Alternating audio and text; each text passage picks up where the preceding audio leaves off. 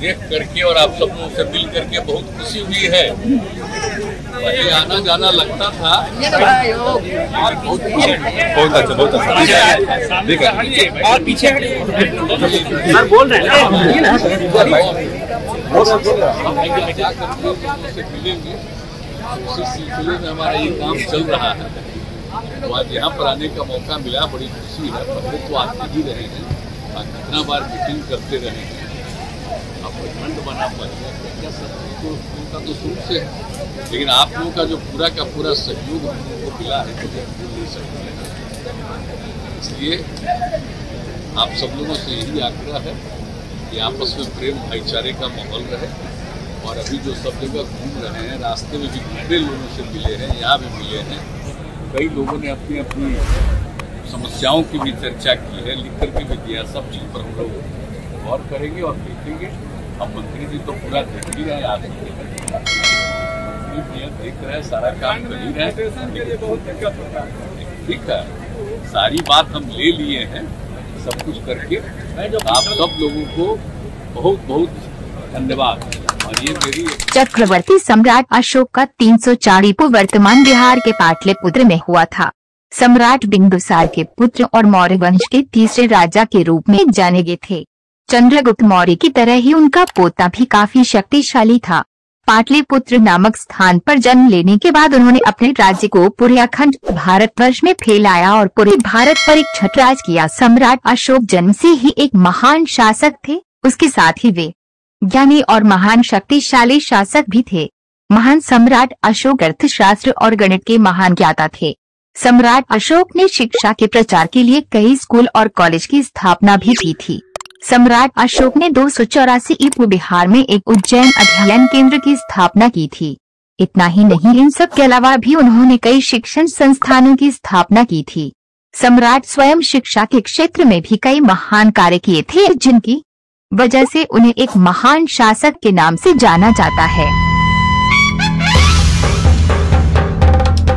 संस्कृति का सार बिहार है और अब अपार बिहार है, ये कर्म भूमि महान की, गंगा की धार बिहार है।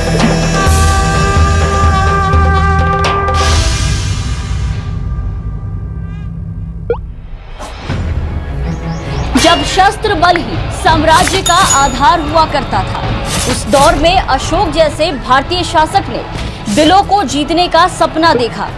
आज से लगभग 2200 साल पहले सम्राट अशोक ने प्रजा के हित और नैतिक आचरणों को अपनी शासन पद्धति का आधार बनाया। विश्व विजेता अशोक ने कुशल शासन प्रणाली के संचालन के लिए धम्म का निर्माण किया, जिसका अर्थ था नैतिक आचरण। ये असल में राजा प्रजा से लेकर के अधिकारियों तक के कर्तव्य और आचरण की ऐसी आचार संहिता थी, जिसे पालन करने से ही स्वस्थ समाज का निर्माण संभव था। सम्राट अशोक समाज सुधार के परम हितैषी थे, जिसका जिक्र वर्तमान में उपलब्ध उनके शिलालेखों में भी स्पष्ट तौर पर मिलता है। आज सम्राट अशोक के विचारों को आत्मसात करने वाली जेडीयू व पार्टी के सर्वप्रिय नेता श्री नीतीश कुमार जी भी व्यापक अभियान चलाकर समाज सुधार की दिशा में अतुलनीय कार्य कर रहे हैं। विकास का काम, उसमें आप संलग्न, उस काम को तो कीजिए, लेकिन समाज सुधार के इस अभियान को निरंतर जारी रखें। खाली नशा मुक्ति ही नहीं, उसके साथ साथ हम लोगों ने जो 17 में भी अभियान चलाया था दहेज प्रथा और बाल विवाह के खिलाफ। सम्राट अशोक अपने शासनकाल में आपसी भाईचारे को बढ़ावा देने के लिए बहुत ही सजग रहते थे। वो समाज में सद्भावना का संचार हो, इसे लेकर के जनता को नसीहत देते रहते थे।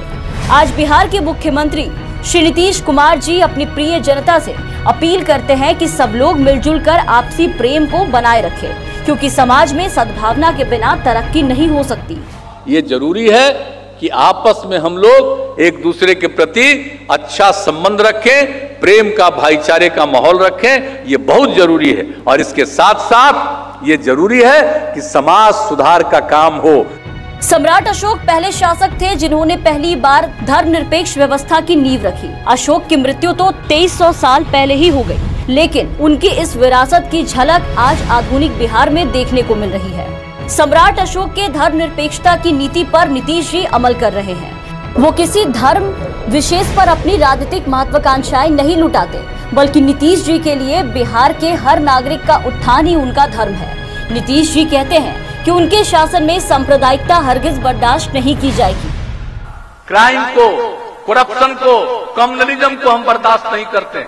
इसके लिए हम लोग काम करते रहते हैं। एक महान कुशल प्रशासक सम्राट अशोक की देन को आधुनिक भारत कभी भुला नहीं सकता।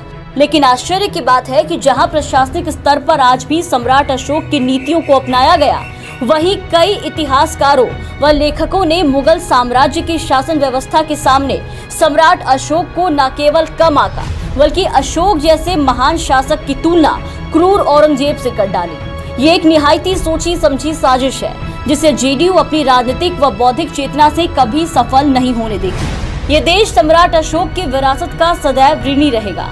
बिहार सदियों तक इस वैभवशाली इतिहास पर गौरवान्वित होता रहेगा। हर हिंदुस्तानी के दिल में सम्राट अशोक का सम्मान है, जो अमिट है, अविस्मरणीय है।